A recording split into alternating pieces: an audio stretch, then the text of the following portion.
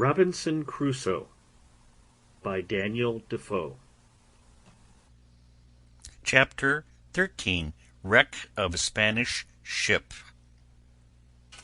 I was now in the 23rd year of my residence in this island, and was so naturalized to the place and the manner of living, that could I but have enjoyed the certainty that no savages would come to the place to disturb me, I could have been content for capitulating to spend the rest of my time there, even to the last moment, till I had laid me down and died, like the old goat in the cave. I had also arrived to some little diversions and amusements, which made the time pass a great deal more pleasantly with me than it did before. First, I had taught my pal, as I noted before, to speak, and he did it so familiarly, and talked so articulately and plain, that it was very pleasant to me, and he lived with me no less than 26 years. How long he might have lived afterwards I know not, though I know they have a notion in the Brazils that they live 100 years. My dog was a pleasant and loving companion to me for no less than 16 years of my time, and then died of mere old age. As for my cats, they multiplied, as I have observed, to that degree that I was obliged to shoot several of them at first, to keep them from devouring me and all I had. But at length, when the 2 old ones I brought with me were gone, and after some time continually driving them from me, and letting them have no provision with me,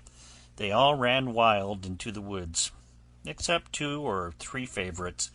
which I kept tame, and whose young, when they had any, I always drowned. And these were part of my family. Besides these, I always kept 2 or 3 household kids about me, whom I taught to feed out of my hand, and I had 2 more parrots, which talked pretty well, and would all call Robin Crusoe, but not like my first. Nor indeed did I take the pains with any of them that I had done with him. I had also several tame sea fowls, whose name I knew not, that I caught upon the shore, and cut their wings, and the little stakes which I had planted before my castle wall being now grown up to a good thick grove, these fowls all lived among these low trees, and bred there, which was very agreeable to me, so that, as I said above, I began to be very well contented with the life I led,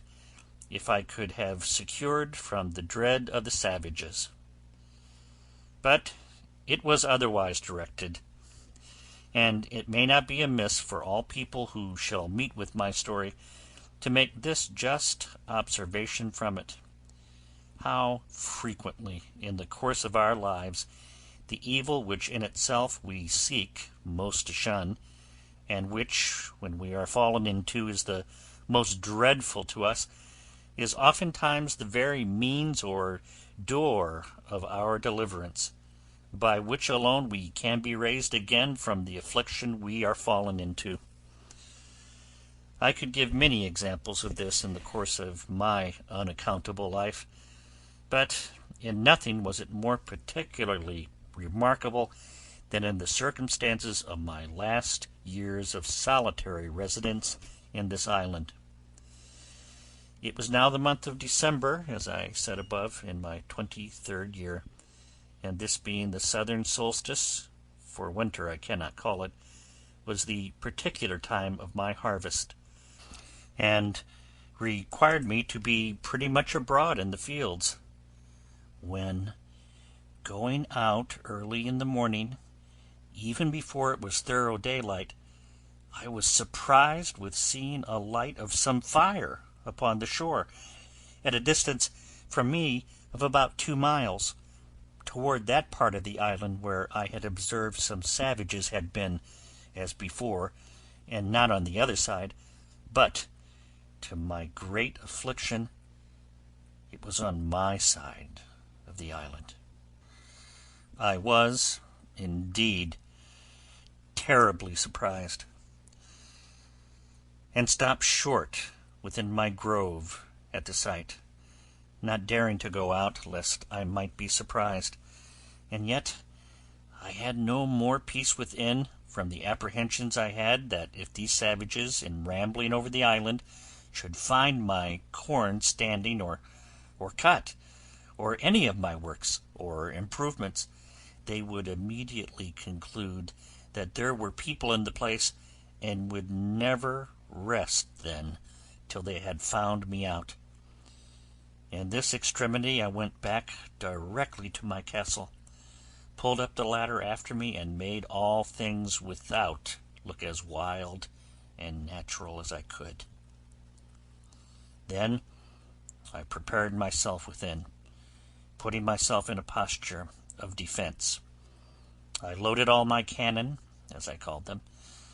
that is to say, my muskets, which were mounted upon my new fortification, and all my pistols, and resolved to defend myself to the last gasp, not forgetting to commend myself seriously to the divine protection, and earnestly to pray to God to deliver me out of the hands of the barbarians. I continued in this posture about 2 hours, and began to be impatient for intelligence abroad, for I had no spies to send out. After sitting a while longer, and musing what I should do in this case, I was not able to bear sitting in ignorance longer. So, setting up my ladder to the side of the hill, where there was a flat place, as I observed before, and then pulling the ladder after me, I set it up again and mounted the top of the hill, and pulling out my perspective glass, which I had taken on purpose, I laid me down flat on my belly on the ground, and began to look for the place. I presently found there were no less than 9 naked savages sitting round a small fire they had made, not to warm them, for they had no need of that, the weather being extremely hot, but, as I supposed, to dress some of their barbarous diet of human flesh, which they had brought with them, whether alive or dead, I could not tell. They had 2 canoes with them, which they had hauled up upon the shore, and as it was then ebb of tide, they seemed to me to wait for the return of the flood to go away again. It is not easy to imagine what confusion this sight put me into, especially seeing them come on my side of the island, and so near to me. But when I considered their coming must be always with the current of the ebb, I began afterwards to be more sedate in my mind, being satisfied that I might go abroad with safety all the time of the flood, all the time of the tide, if they were not on shore before. And having made this observation, I went abroad about my harvest work with the more composure. As I expected, so it proved, for as soon as the tide made to the westward, I saw them all take boat and row, or paddle as we call it, away. I should have observed that for an hour or more before they went off they were dancing, and I could discern their postures and gestures by my glass. I could not perceive, by my nicest observation, but that they were stark naked, and had not the least covering upon them, but whether they were men or women I could not distinguish. As soon as I saw them shipped and gone, I took 2 guns upon my shoulders, and 2 pistols in my girdle, and my great sword by my side without a scabbard,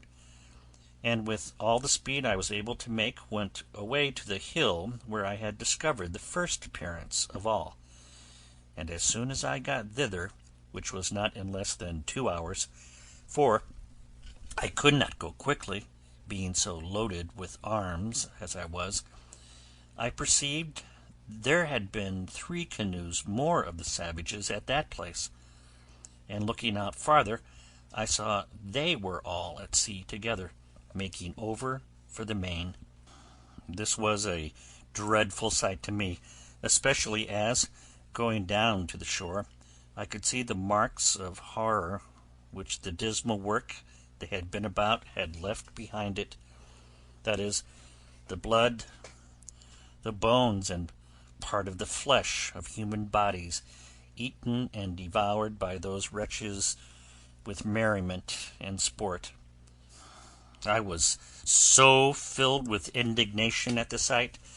that I now began to premeditate the destruction of the next that I saw there, let them be whom or how many soever.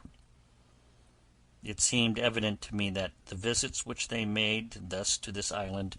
were not very frequent, for it was above 15 months before any more of them came on shore there again.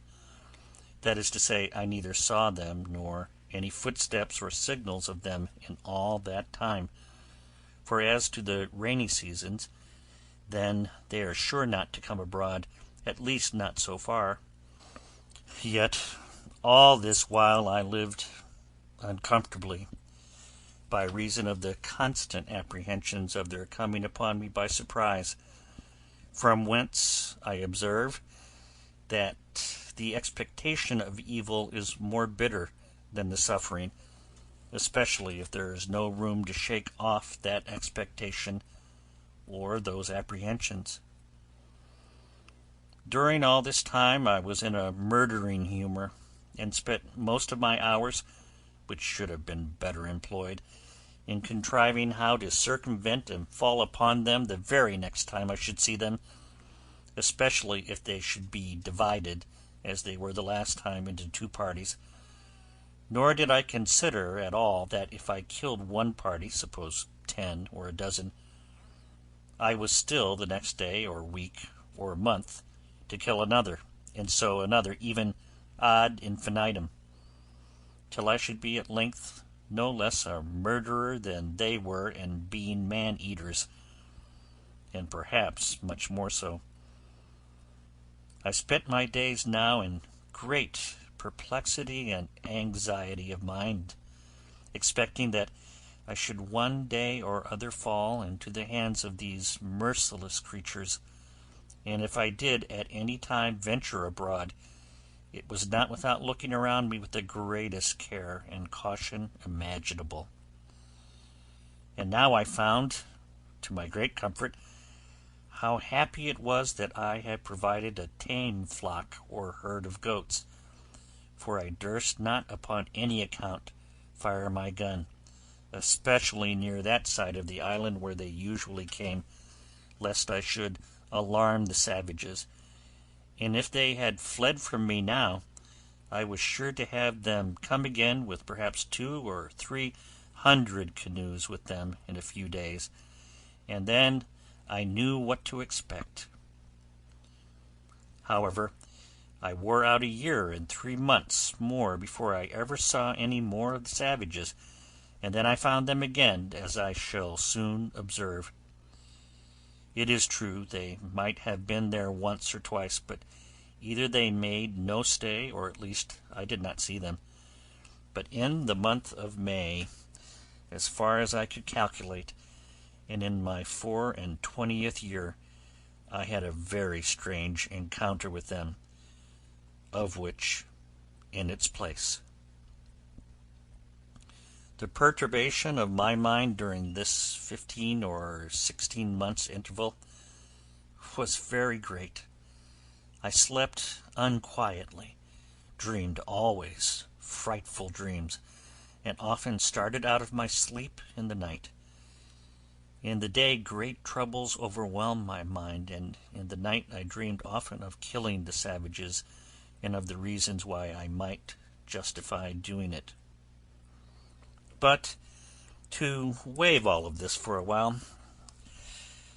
it was in the middle of May, on the 16th day, I think, as well as my poor wooden calendar would reckon, for I marked all upon the post still. I say, it was on the 16th of May that it blew a very great storm of wind all day, with a great deal of lightning and thunder, and a very foul night it was after it. I knew not what was the particular occasion of it, but as I was reading in the Bible, and taken up with very serious thoughts about my present condition, I was surprised with the noise of a gun, as I thought, fired at sea. This was, to be sure, a surprise quite of different nature from any I had met with before, for the notions this put into my thoughts were quite of another kind.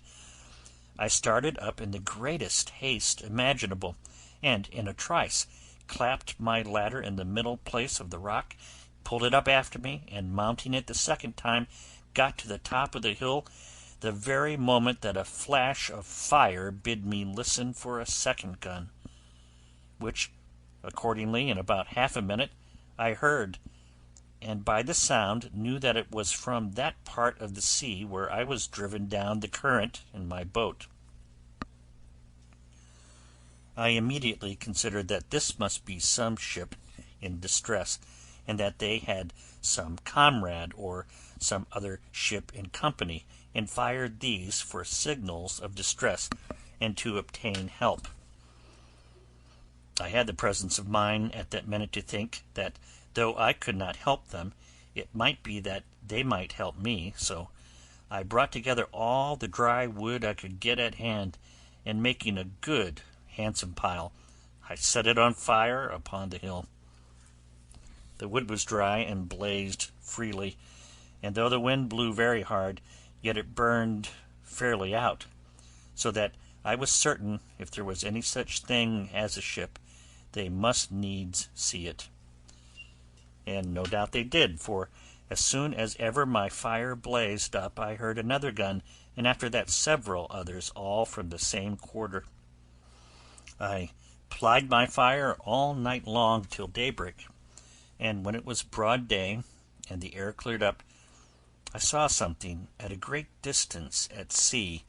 full east of the island, whether a sail or a hull I could not distinguish, no, not with my glass, the distance was so great, and the weather still something hazy also, at least it was so out at sea. I looked frequently at it all that day, and soon perceived that it did not move, so I presently concluded that it was a ship at anchor, and being eager, you may be sure, to be satisfied, I took my gun in my hand, and ran towards the south side of the island to the rocks where I had formerly been carried away by the current, and getting up there, the weather by this time being perfectly clear, I could plainly see, to my great sorrow, the wreck of a ship, cast away in the night upon those concealed rocks which I found when I was out in my boat, and which rocks, as they checked the violence of the stream, and made a kind of counter-system, or eddy, were the occasion of my recovering from the most desperate, hopeless condition that ever I had been in all my life.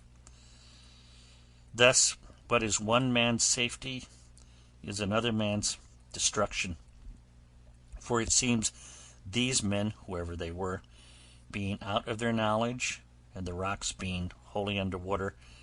had been driven upon them in the night, and the wind blowing hard at east-northeast. Had they seen the island, as I must necessarily suppose they did not, they must, as I thought, have endeavoured to have saved themselves on shore by the help of their boat, but their firing of guns for help,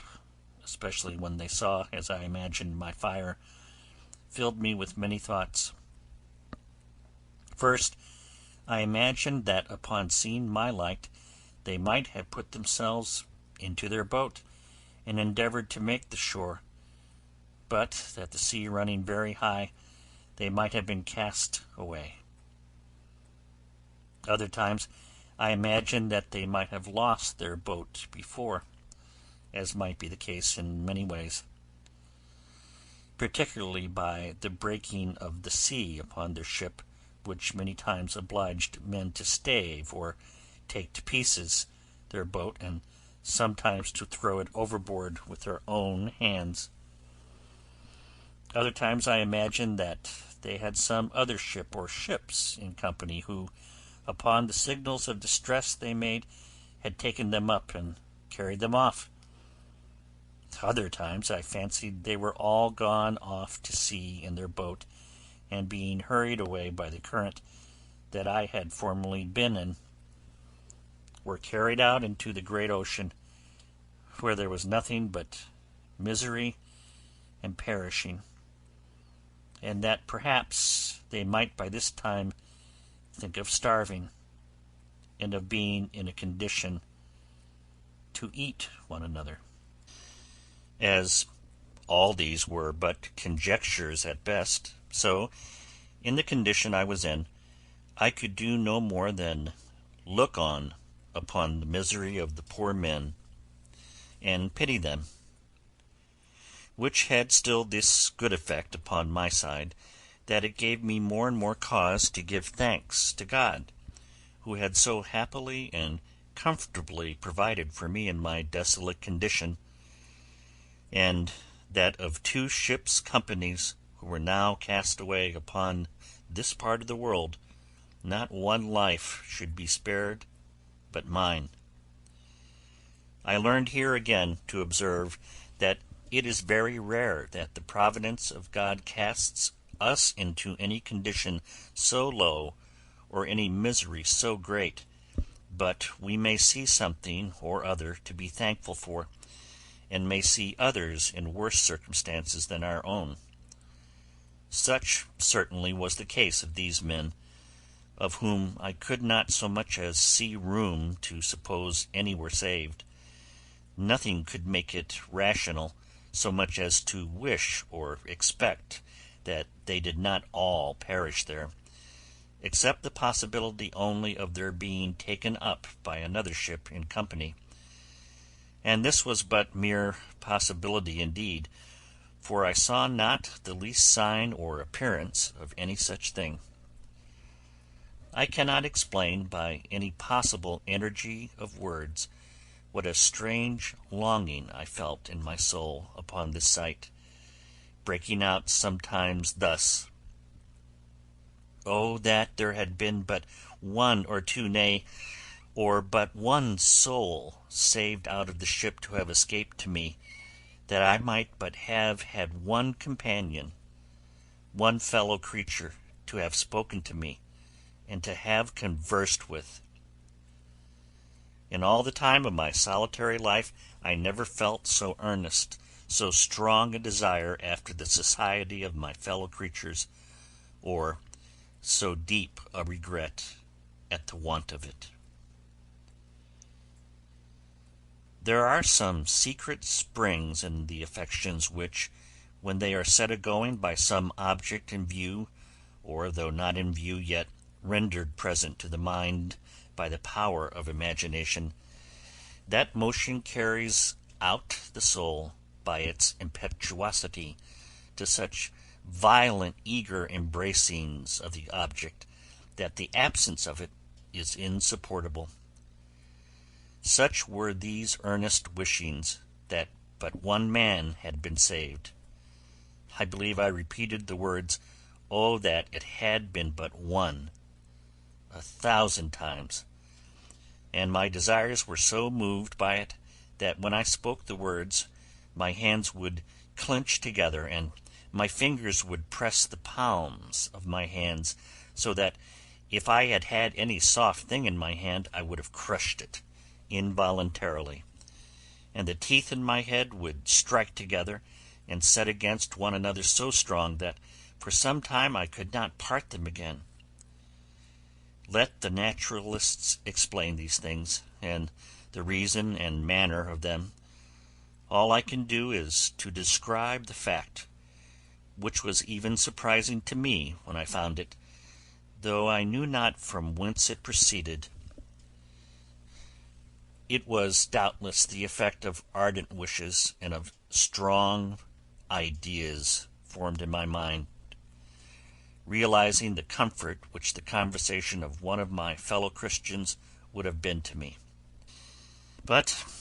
it was not to be. Either their fate, or mine, or both,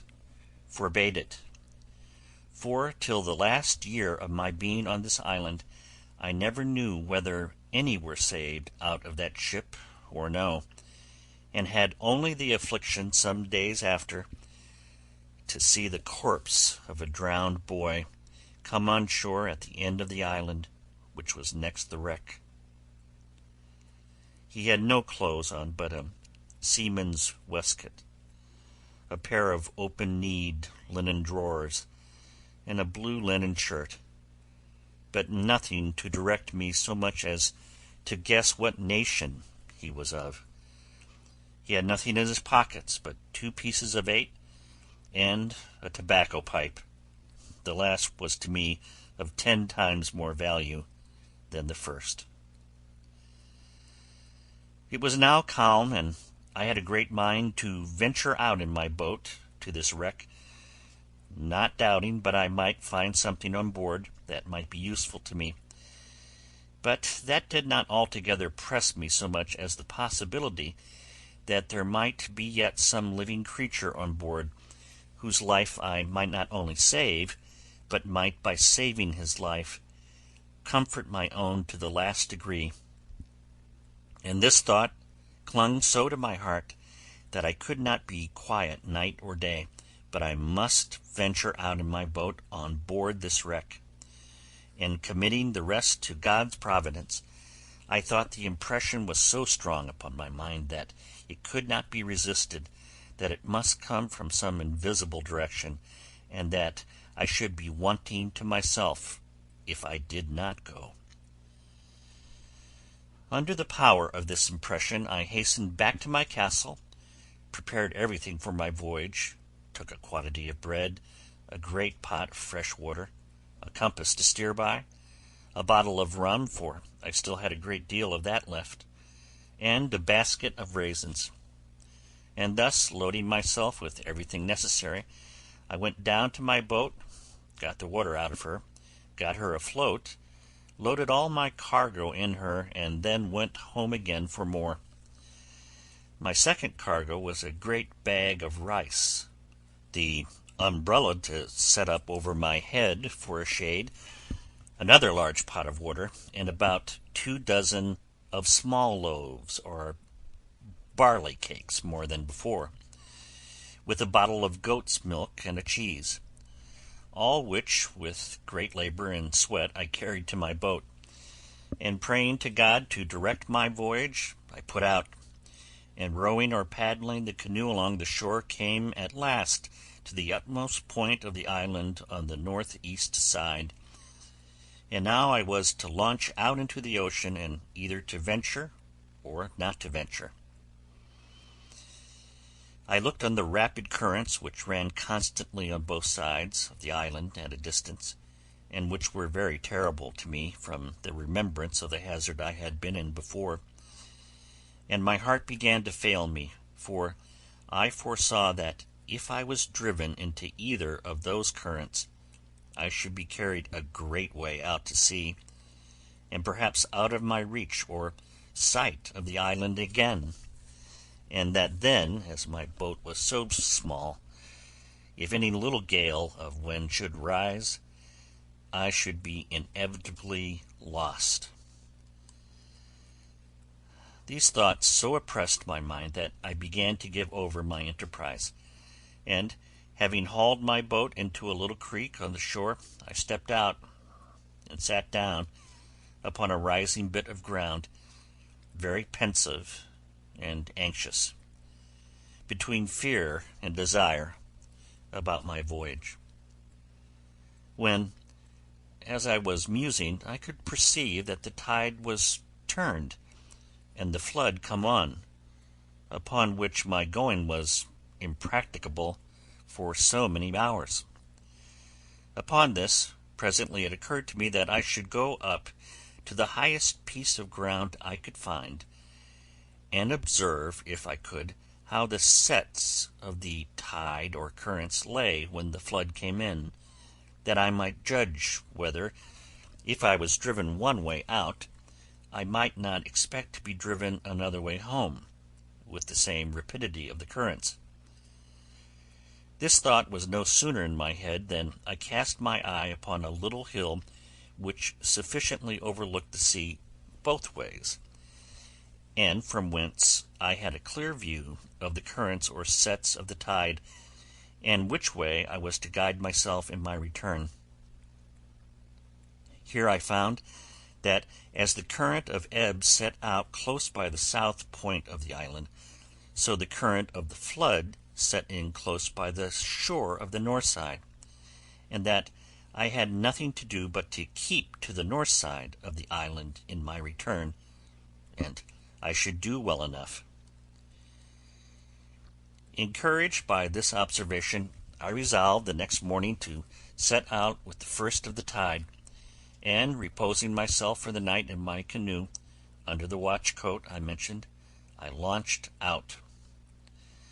I first made a little out to sea, full north, till I began to feel the benefit of the current which set eastward, and which carried me at a great rate, and yet did not so hurry me as the current on the south side had done before, so as to take from me all government of the boat. But having a strong steerage with my paddle, I went at a great rate directly for the wreck, and in less than 2 hours I came up to it. It was a dismal sight to look at. The ship, which by its building was Spanish, stuck fast, jammed in between two rocks. All the stern and quarter of her were beaten to pieces by the sea, and as her forecastle, which stuck in the rocks, had run on with great violence, her mainmast and foremast were brought by the board, that is to say, broken short off. But her bowsprit was sound, and the head and bow appeared firm. When I came close to her, a dog appeared upon her, who, seeing me coming, yelped and cried, and as soon as I called him, jumped into the sea to come to me. I took him into the boat, but found him almost dead with hunger and thirst. I gave him a cake of my bread, and he devoured it like a ravenous wolf that had been starving a fortnight in the snow. I then gave the poor creature some fresh water, with which, if I would have let him, he would have burst himself. After this I went on board, but the first sight I met was 2 men drowned in the cook-room, or forecastle of the ship, with their arms fast about one another. I concluded, as is indeed probable, that when the ship struck, it being in a storm, the sea broke so high and so continually over her that the men were not able to bear it, and were strangled with the constant rushing in of the water, as much as if they had been under water. Besides the dog, there was nothing left in the ship that had life, nor any goods that I could see, but what were spoiled by the water. There were some casks of liquor, whether wine or brandy I knew not, which lay lower in the hold, and which, the water being ebbed out, I could see, but they were too big to meddle with. I saw several chests, which I believe belonged to some of the seamen, and I got 2 of them into my boat, without examining what was in them. Had the stern of the ship been fixed, and the forepart broken off, I am persuaded I might have made a good voyage, for by what I found in those 2 chests I had room to suppose the ship had a great deal of wealth on board, and, if I may guess from the course she steered, she must have been bound from Buenos Aires, or the Rio de la Plata, in the south part of America, beyond the Brazils to the Havana, in the Gulf of Mexico, and so, perhaps, to Spain. She had, no doubt, a great treasure in her, but of no use at that time to anybody. And what became of the crew, I then knew not. I found, beside those chests, a little cask full of liquor of about 20 gallons, which I got into my boat with much difficulty. There were several muskets in the cabin, and a great powder horn, with about 4 pounds of powder in it. As for the muskets, I had no occasion for them, so I left them, but took the powder horn. I took a fire shovel and tongs, which I wanted extremely, as also 2 little brass kettles, a copper pot to make chocolate, and a gridiron. And with this cargo, and the dog, I came away, the tide beginning to make home again, and the same evening, about an hour within night, I reached the island again, weary and fatigued to the last degree. I reposed that night in the boat, and in the morning I resolved to harbor what I had got in my new cave, and not carry it home to my castle. After refreshing myself, I got all my cargo on board, and began to examine the particulars. The cask of liquor I found to be a kind of rum, but not such as we had at the Brazils, and in a word, not at all good. But when I came to open the chests, I found several things of great use to me. For example, I found in one a fine case of bottles of an extraordinary kind, and filled with cordial waters, fine and very good. The bottles held about 3 pints each, and were tipped with silver. I found 2 pots of very good sucades, or sweetmeats, so fastened also on the top that the salt water had not hurt them, and 2 more of the same, which the water had spoiled. I found some very good shirts, which were very welcome to me, and about 12 dozen of white linen handkerchiefs and colored neckcloths. The former were also very welcome, being exceedingly refreshing to wipe my face in a hot day. Besides this, when I came to the till in the chest, I found 3 great bags of pieces of 8, which held about 1,100 pieces in all, and in one of them, wrapped up in a paper, 6 doubloons of gold, and some small bars or wedges of gold. I suppose they might all weigh near a pound. In the other chest there were some clothes, but of little value. But by the circumstances it must have belonged to the gunner's mate, though there was no powder in it, except 2 pounds of fine glazed powder, in 3 flasks, kept, I suppose, for charging their fowling pieces on occasion. Upon the whole, I got very little by this voyage that was of any use to me, for, as to the money, I had no manner of occasion for it. It was to me as the dirt under my feet, and I would have given it all for 3 or 4 pair of English shoes and stockings, which were things I greatly wanted, but had had none on my feet for many years. I had indeed got 2 pair of shoes now, which I took off the feet of the 2 drowned men whom I saw in the wreck, and I found 2 pair more in one of the chests, which were very welcome to me, but they were not like our English shoes, either for ease or service, being rather what we call pumps than shoes. I found in this seaman's chest about 50 pieces of 8, in reals, but no gold. I suppose this belonged to a poorer man than the other, which seemed to belong to some officer. Well, however, I lugged this money home to my cave, as I had done that before, which I had brought from our own ship. But it was a great pity, as I said, that the other part of this ship had not come to my share, for I am satisfied I might have loaded my canoe several times over with money, and thought, if I ever escape to England, it might lie here safe enough till I come again and fetch it.